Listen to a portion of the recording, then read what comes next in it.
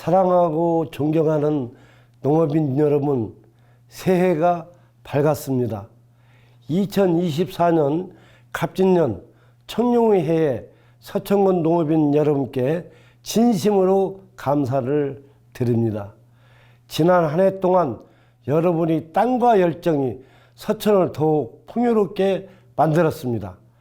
우리 서천은 아름다운 자연과 풍부한 농산물로 유명합니다.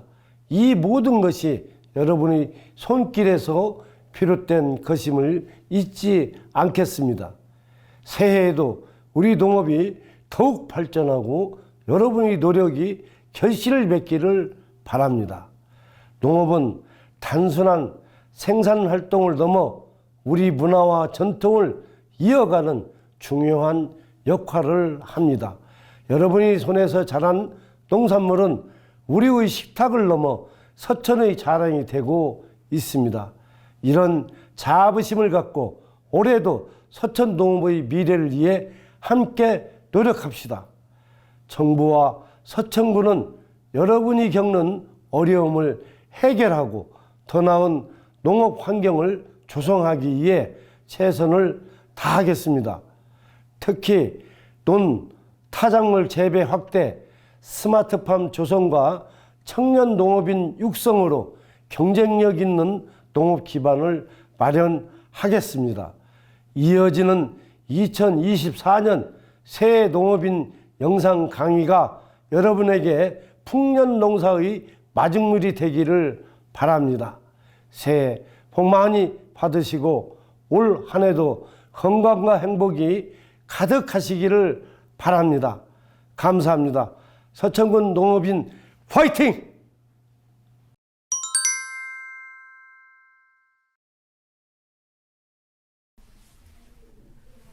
안녕하십니까. 서천군 농업기술센터 원예특작팀장 송진관입니다.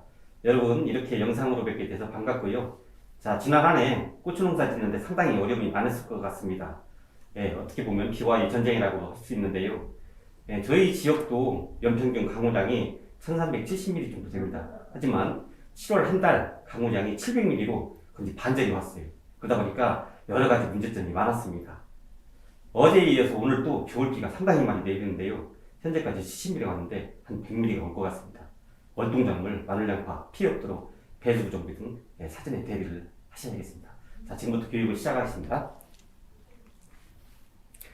자, 목차입니다. 전체적으로 건고추 생산 동향이라든지 지난해 문제점 및 대책에 대해서 중점적으로 말씀드릴 테니까 끝까지 시청해 주시면 감사하겠습니다. 자, 건고추 생산 동향입니다. 잠깐 서천군 농업 현황을 보시면, 자, 서천군 농업은 전체적으로 벼농사 농업군이에요. 논이 80%, 밭이 20%라고 보시면 되겠습니다.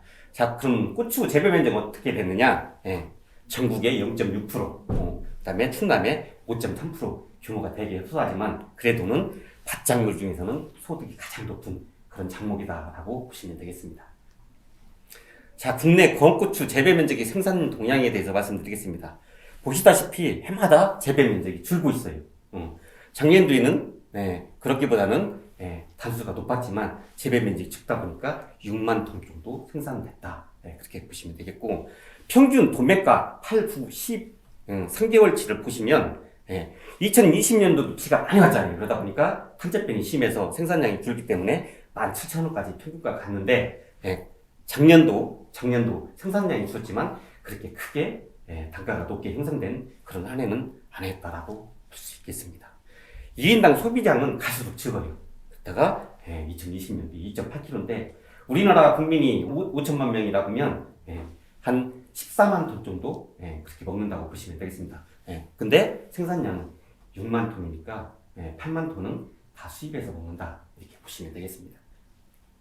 참고하시고요. 자, 재배 면적 감소 원인은 여러분들 다 아시잖아요. 고령화가 갈수록 심화된다.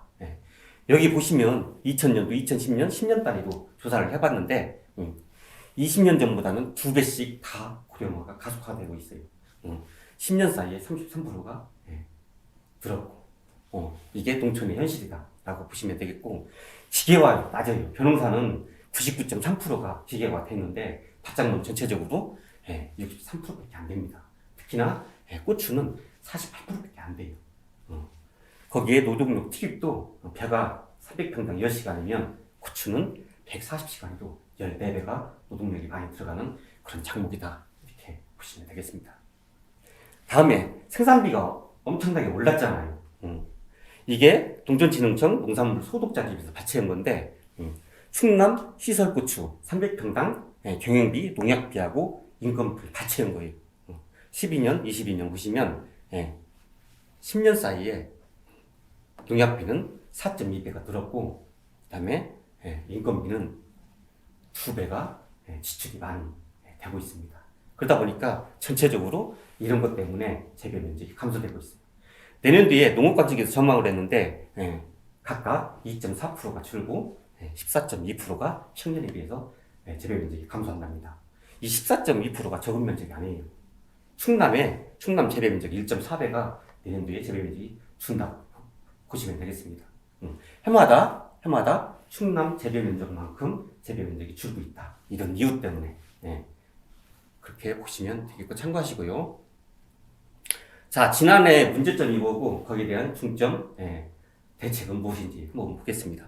자, 생육 단계별로 중요한 것만 발췌해서 말씀을 드릴 테니까 잘 봐주시기 바랍니다. 자, 정식점 묘상관리입니다. 여러분들 육매하실 때 이게 농가에서 다 육매하시는 건데요. 전해선을 깔고 구에다 놓지 말고 이렇게 묘판상자나 육매상자를 엎어놓고 그 위에다가 묘판상자를 올려놓으면 온도가 균일해서 묘가 건전하게 클 수 있다라고 말씀을 드립니다. 이렇게 바로 전해선 위에 묘판상자를 올려놓으면 수분이 많잖아요. 그러다 보면 이렇게 잔혹병이 생기는 그런 문제점이 생긴다. 그리고 절대 밀파하지 말아라. 우리가 고추씨 한 봉지에 1200ml 들었잖아요. 5판 이상은 파종을 해라. 그러니까 한 판당 240년 정도 드물게 파종해야 건전한 묘를 생산할 수 있다. 이렇게 콩나물처럼 크는 이유는 너무 밀파해서요. 그래서 절대 밀파를 하면 안 되겠다 말씀을 드리고요. 자, 우리가 육매를 할 때 이식을 하잖아요. 근데 처음부터 끝까지 이렇게 한 자리에서 고정적으로 키우시면 안 됩니다. 자, 안에 있는 것을 바깥으로, 밖에 있는 것을 안으로 판을 돌려주셔야 돼요. 그래야 저렇게 두 판처럼 반듯하고 묘 붙이기 들어가면 저렇게 다 벌려놔야 합니다. 왼쪽 사진처럼. 그래야 공기도 잘 들어가서 병이 없어요. 그렇지 않으면 자, 이 가해 것이 빨리 말라요. 그러다 보니까 물을 줍니다. 그러면 여기는 항시 과습이에요. 과습하다 보면 이런 잿빛곰팡이병이나 반점 세균병이 감염됩니다. 자, 여러분들 묘를 좋은 놈을 사다 심었어요. 그리고 일주일 있다 다시 가보니까 이 줄기가 하얗게 말라서 죽어. 이게 묘판에서 잿빛곰팡이병이 감염됐던 거예요. 자, 육매하시는 분들 이런 분쟁이 없도록 육매 과정에서 철저하게 환기도 잘 시키고 병충해 관계도 잘 하셔야 합니다. 그 말씀을 드리고요. 자, 이렇게 묘를 심으려고 뿌리를 뽑았더니 이렇게 좋아. 이게 아주 좋은 묘죠. 하얗게. 근데 묘가 늙었어. 아니면 무엇 때문에 물을 안 줘서 말려서 묘가 딱딱해요. 그러면 심어놓고도 절대 뿌리를 못 내립니다. 특히 이런 착과된 과실은 바로바로 따주셔야 돼요. 그래야 새순이 뽑고 뿌리를 내릴 수 있습니다. 묘를 너무 기껏 관리하시는 것도 안 맞다. 역으로 내가 정식 날짜를 5월 5일이면 역으로 조생종은 75일, 중생종은 85일, 만성종은 95일 전에 파종하는 것이 맞다. 이렇게 보시면 되겠습니다. 자, 이 너무 일찍 심어서 좋은 피해를 받은 사례가 해마다 많습니다. 특히 작년도에. 왜 그랬냐면 이 기상을 한번 분석한 걸 보시면 4월달, 5월달인데요. 4월 말. 21년, 22년은 4월달에 되게 따쉈어요. 그러다가 5월달에 5도 밑으로 떨어졌고. 자, 이때 심은 사람들은 묘가 괜찮았습니다. 그러다 보니까 작년에 이게 일요일 날이거든요. 온도가 10도 가까이 따쉈어요. 그러다 보니까 정식을 일찌감치 했어. 27일 날 영하 0.5도가 나와서 이렇게 냉피해가 있었다. 이런 농가가 상당히 많았습니다. 작년엔 괜찮았으니까 올해도 괜찮겠지. 이렇게 하시면 안 돼요. 항시 중기예보를 확인하시고, 자, 오늘부터 12일 것이 예보가 됩니다. 그래서 내가 묘를 짱짱하게 키웠다 그러면 5도 밑으로 안 떨어지면 정식에도 무방할 것 같고, 자, 묘가 연약해. 사다를 심든지 내가 육묘에서 키웠는데 연약해. 그러면 절대 10도 밑에 떨어지는 날짜 정식하시면 큰 문제가 생길 수 있다. 이렇게 말씀드리겠습니다. 자, 정식 깊이인데요. 자, 포트 깊이만큼만 식물하고 책자에도 나와요. 근데 자, 이렇게 묘를 쭉 뽑아놓고 한낮에 심으면 여기다 대보면 한낮에 뜨거워잖아요. 고온입니다. 이름을 여기다 심고 여기다 대면 열기가 올라와서 데쳐지는 거예요. 절대 이렇게 다 뽑아놓고 정식하시면 안 돼. 자, 묘판에서 바로 뽑아서 심고 물 주고 덮고 하셔야 그게 정석이라는 말씀을 드립니다. 자, 북두라고 있어요. 그랬더니 여기다가 한라산, 백두산을 쌓아요. 이게 10cm가 넘습니다. 이렇게 떼똥하게 쌓아요. 이러다 보면 얘가 원뿌리는 다 나가고 사기하잖아요. 그러니까 줄기에서 새뿌리가 나옵니다. 이게 산모공이랑 똑같아요. 그만큼 생육이 더디다는 말씀입니다. 이렇게 너무 높게 푹을 주시면 안 되겠습니다. 자, 5월 달에 5월 달에도 비가 상당히 많이 왔어요. 재작년에는 6mm밖에 안 왔습니다. 5월 달에. 근데 작년도에는 무려 300mm가 왔어요. 집중호우지, 집중호우. 자, 5월 5일, 7일 날 어린이날 끼고 100mm가 넘게 왔고, 말일날 200mm가 넘게 왔어요. 그러다 보니까 자, 고추 심어놓고 고랑이 다 물고 있습니다. 이때는 그래도는 상관없어요. 이때 5월 말에 비 와서 고구마 밭 이렇게 생기고, 자, 묘판 상자가 이암 50물로 갖다 놨는데 둥둥 떠다녔어요. 이렇게 작년도에 5월 달에도 비가 많았다. 자, 재작년에는 가뭄장이 6mm밖에 안 왔어요. 5월 달에. 그러다 보니까 고추의 가뭄이 초기에 정식하고 엄청나게 가뭄을 많이 탔습니다. 자, 이렇게 되면 안 돼요. 안 되는 게 뭐냐면, 자, 이미 우리가 고추 정식할 때 고추 꽃이 하나 정도 폈을 때 그때 정식을 하고 하잖아요. 근데 이게 하나만 핀 게 아니고 꽂는 영상이 30개 이상이 다 이미 결정이 되어 있습니다. 자, 이때 강물 타잖아요. 그러면 어떤 현상이 생기냐면, 고추는 물물이 열잖아요. 건너뛰는 경우가 많습니다. 자, 고추 농사는 심어놓고 정식하고 얼마만큼 옆집보다 다른 사람보다 빨리 착근시키느냐, 그 사람이 고추 농사 잘 짓는 사람입니다. 그러니까 다시 한번 강조하지만 고추 정식하고 추가적으로 물을 줄 수 있으면 가뭄 있을 때 어떤 방식이 됐든지 물을 주셔서 빨리 착근을 시켜야 고추 농사가 잘 된다라고 말씀드리겠습니다. 자, 하늘만 보고 농사 짓는 밭, 이게 6월 4일날 똑같이 찍은 사진이에요. 하늘만 보고 농사 짓는 밭, 분소수 깔고 저서로 물 준 밭, 이것은 점적호수 넣고 물 준 밭입니다. 생육 차이가 사진으로 봐도 확연하게 알 수 있잖아요. 그러니까는 여러분들 어떤 방식이 됐든지 물을 주셔야 돼요. 착근을 빨리 시키고. 자, 진흥청에서 시험 성적입니다. 관수육과가 4주까지도 증수가 될 수 있어요. 참고하시고. 자, 7월 달에 집중적으로 비가 왔습니다. 무려 19일간 근 700mm가 왔어요. 우리 지역에. 그러다 보니까 여러 가지 문제점이 많습니다. 자, 2020년도 비가 상당히 많이 왔어요. 7월 달에. 그러다 보니까 고추 탄저병이 되게 극심해서 고추 한 근에 시중에서는 2만 원 넘게 갔잖아요. 마찬가지로 작년에도 이렇게 비가 많이 타 보니까 여러 가지 문제점이 나타났는데, 자, 논고추가 침수되는, 그 다음에 시설고추도 이렇게 물이 들어왔다, 이렇게 침수되는 그런 피해가 있었다. 자, 우리 서천 지역은 해안가입니다. 그래서 이게 집중 왔는데 만주가 겹쳐갖고 물이 나갈 데가 없으니까 이렇게 배수가 안 되니까 이런 피해가 있었다. 자, 진흥청 자료를 보니까요. 자, 하루 물에 침수되면 어느 정도는 괜찮은데 이틀 지나면 전체가 다 고사돼서 죽는다고 보시면 되겠습니다. 하여튼 최대한 이런 경우가 있으면 어떤 방식이든지 배수를 빨리 하시는 것이 좋겠다 말씀드리겠습니다. 자, 무름병입니다. 비가 상당히 많이 오다 보니까 며칠 연속해서 오다 보니까 멀쩡했던 고추가 이 꼭지가 떨어지고 방앗다리가 짓물러가고 확연히 떨어져요. 이게 무름병인데 이건 세균입니다. 세균. 이건 나중에 건조에 약하거든요. 그래서 배수구를 잘 주고 날이 들으면 이런 이게 8월 5일날 사진 찍은 건데 다시 회복이 되니까 크게 걱정은 안 되지만 하여튼 사전에 배수구는 철저하게 잘 해야겠다. 물 빠짐이 좋은 밭은 들어갑니다. 참고하시고요. 자, 적구현상입니다. 자, 비가 오고 해가 반짝 떠서 가보니까 이렇게 잎이 다 누렁잎지고 흔들으면 쏟아져요. 이게 적구현상입니다.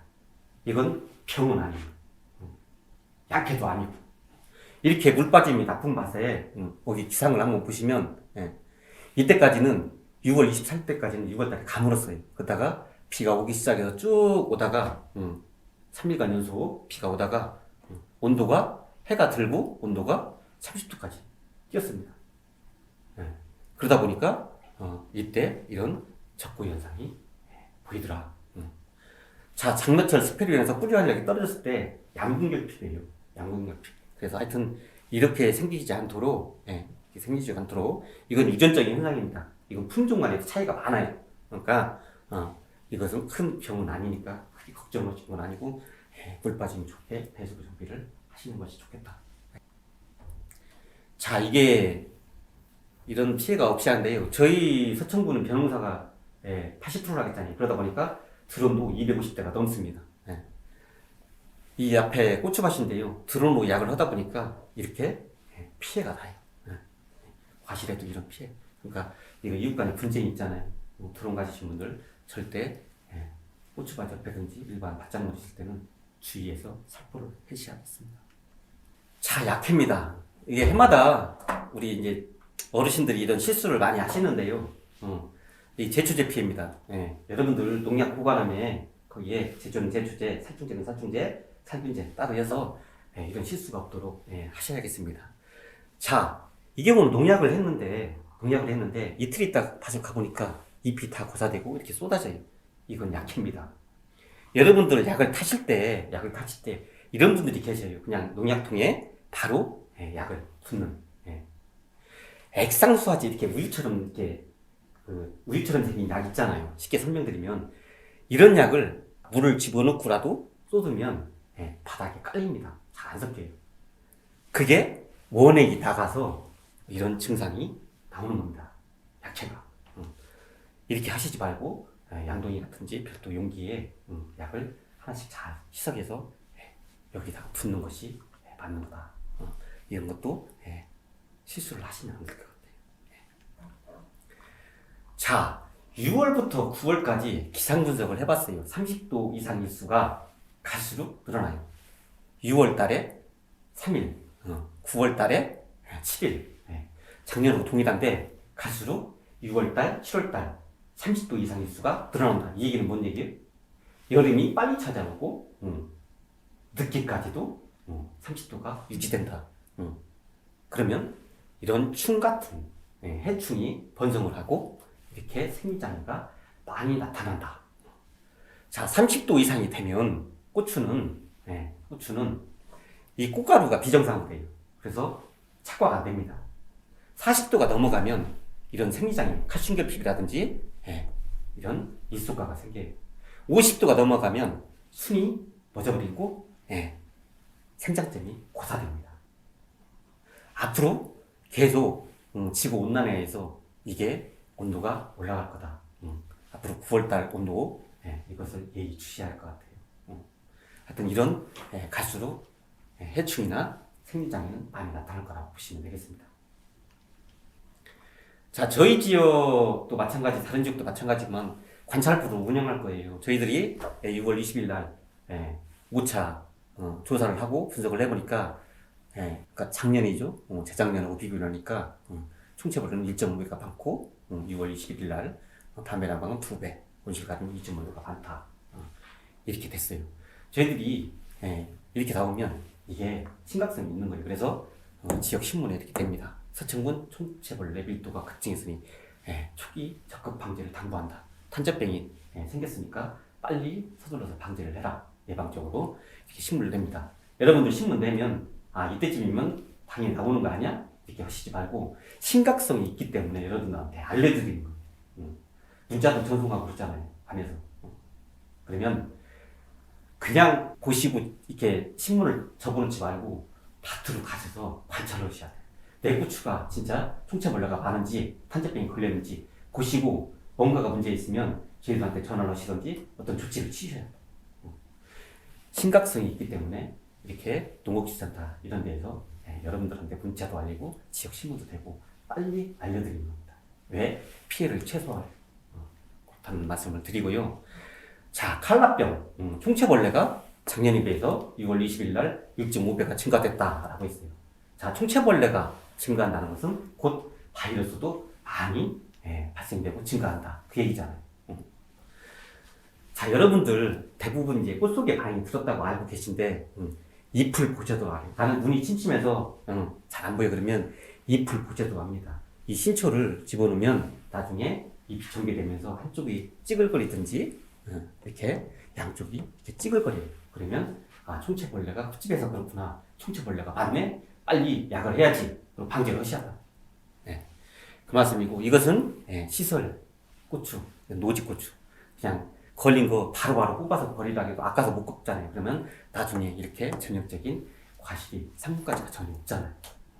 이렇게 된다. 나는 이게 잘 뭔지 모르겠어. 그러면 저희 사무실에 이거 진단키트가 있으니까 현장에서 적극 활용하시면 되겠습니다.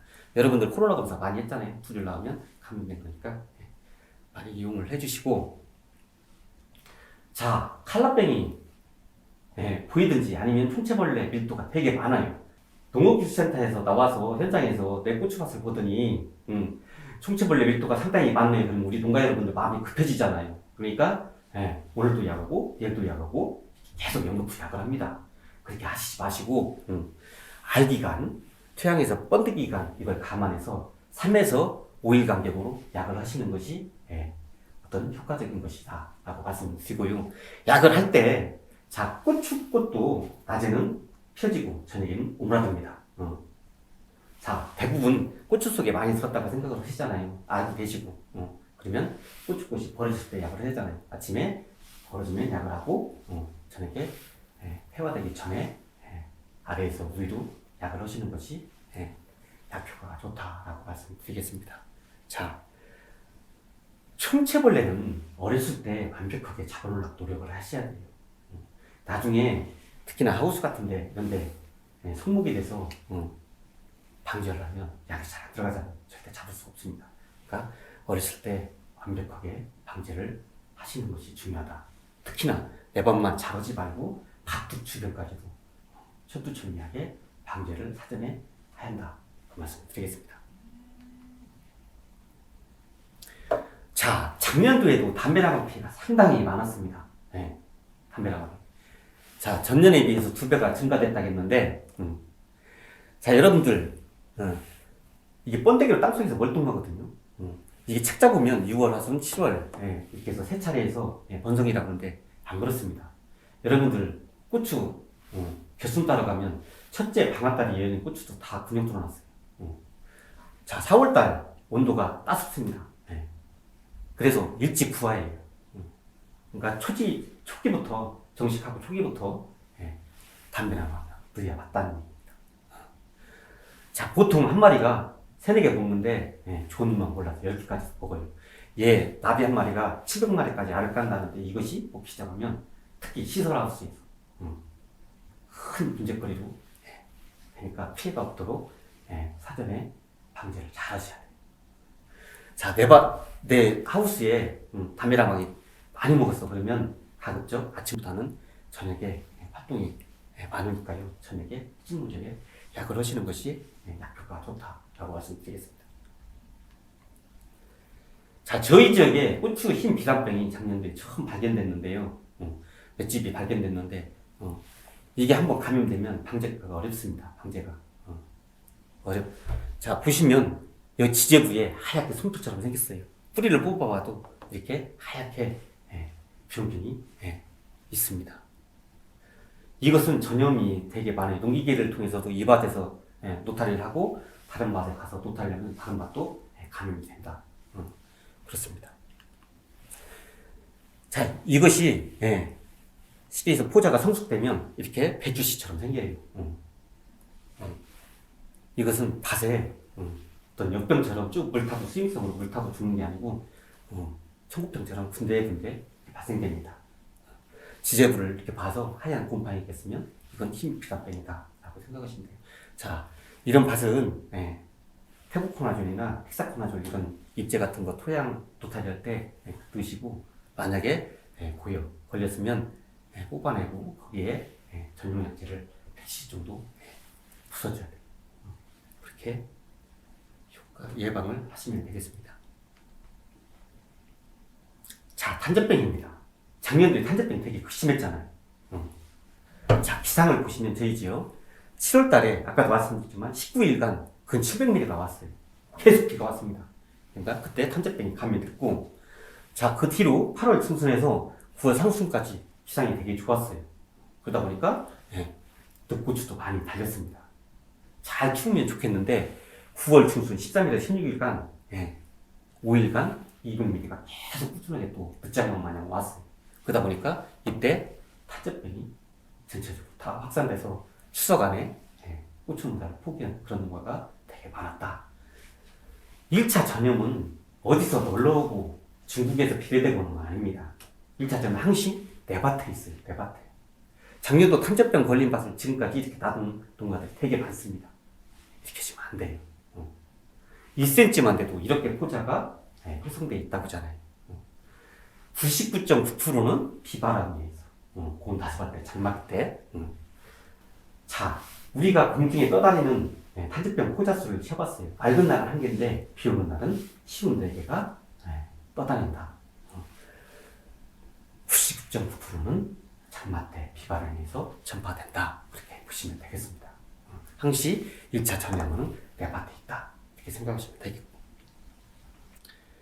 자, 탄저병은 언제 감염됐나? 밭을 갔어요. 딱 보니까 탄저병이 보여. 그게 어제 감염된 게 아닙니다. 최소 4일에서 열흘 전에 다 감염이 됐던 거예요. 이것도 실험을 했어요. 감수성 잘 걸리는 품종, 저항성 품종에다가 인위적으로 접종을 시켰습니다. 그랬다가 4일 있다가 보고, 7일 있다가 보고, 열흘 있다 봤어요. 그랬더니 잘 걸리는 품종은 4일 만에 8%가 걸렸고, 열흘 있으니까 100%가 걸렸더라. 자, 저항성 품종이라 해서 안 걸리느냐? 아니거든요. 열흘 되니까 50%도 걸려있더라. 나는 비싼 저항성 품종을 선택해서 육묘를 했고, 500원 이상 들여서 나는 육묘를 저항성 품종을 갖다 심었어. 방제 소홀히 하면 다 걸린다고 보시면 되겠습니다. 자, 여기 보시면 저희 작년 7월 13일 날 처음 발견된 거예요. 여기인데 여기 7월 26일 날 보니까 뽑기 시작해요. 8월 14일 보니까 전체 밭을 다 정리했더라. 한번 장마 때 걸리면 치료가 불가능하다 보시면 되겠습니다. 예방적으로 항시 방제를 하셔야 돼요. 자, 탄저병이 걸렸어요. 내 밭이 탄저병이 걸렸어. 제일 먼저 할 일이 약통을 매시면 안 되고요. 전염원을 먼저 제거하고 약통을 매라. 그 소리입니다. 실험도 했어요. 이것도. 자, 전염원을 방치하고 전염원을 제거합니다. 고추병 탄저병이 걸린 것을 따내고 탄저병 걸린 것을 안 따내고 6번씩 약을 했습니다. 아까 보니까 탄저병 안 따고 약은 밭은 34%가 8월 중순에 걸려있더라. 그 다음에 다 따내고 약을 한 것은 안 걸리더라.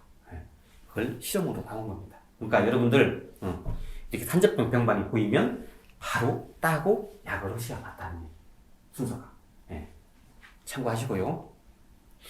자, 고추 수확인데요. 여러분들 예전처럼 고추 꼭지를 달려서 수확하고 지금은 밭에서 직접 꼭지가 없이 수확을 해서 말리잖아요. 그건 손꼽무라고 하는데, 여기 서안동농협 경매가를 봤습니다. 8월 달에 평균치를 봤는데 일반 이것은 평균가가 10,000원이에요. 근데 저렇게 따서 한 것은 2,000원. 비쌉니다. 왜 비싸느냐? 여러분들 천물, 두물 정도 고추 따서 한 번 다뤄보면 몇 개 정도 들어가요? 한 120개, 이쪽 저쪽인데 이 꼭지만 따서 무게를 재보면 120g 정도 나갑니다. 600g에서 한 건에. 그러다 보니까 여러분들 120g을 10,000원에 환산하면 한 2,000원 정도 나와요. 그 다음에 이렇게 밭에서 직접 고추 따면 여 줄기에서 건조할 때 이 태자부에 심해 있는 수분이 빠져나가 있는데 꼭지를 땄기 때문에 이것은 한나절 정도 몇 시간 더 건조 비용이 더 든다. 그래서 이 정도 가격 형성이 차이가 나야 맞다라고 보시면 되겠습니다. 자, 이건 완숙가, 이건 미완숙가 발견했을 때 색상인데요. 여러분들 대부분 10월 초 중순, 빠른 사람들은 9월 말에 이렇게 예치기로 커팅을 하든지 아니면 뿌리를 뽑아놓습니다. 생물이 있는 거죠. 이 늑고추는 이렇게 하면 상품 가치가 없어지잖아요. 헐값에 팔잖아요. 이렇게 하시면 안 되겠다. 자, 언제까지 착과된 고추가 수확이 가능하느냐 보시면 보통 우리가 8월 하순까지 착과된 것은 고추를 딴다고 하면 정상적으로 자, 모나미 볼펜 앞에 떠먹심 정도 크기가 됐다. 언제? 9월 5일 날. 그때 보면 그 위에 원절기를 적심을 해라. 이렇게. 그러면 이게 9월 30일 날 찍은 사진인데요. 이렇게 찬물 두물처럼 과도 크고 잘 착색이 된다. 그 얘기입니다. 자, 우리가 보통 개화 후 45일에서 50일 정도 작사농도 1000에서 1300도 되면 수확이 가능하다고 하잖아요. 9월 1일부터 우리가 작사농도 1000도가 되는 그런 평균 기온이 한번 따져봤더니 10월 23일입니다. 그러니까 그때쯤 되면 정상적으로 다 과가 잘 익어서 수확이 가능하다. 제가 잘 받을 수 있다. 그 얘기입니다. 참고하시고요. 재작년이죠, 재작년. 그때 12월 22일 날, 23일 날 저희 서천 지역에 눈이 근 40cm 가까이 왔습니다. 엄청나게 왔어요. 하루 종일. 그래서 이렇게 하우스가 다 붕괴되는 그런 피해가 있었는데 여러분들 이 공통점이 뭐예요?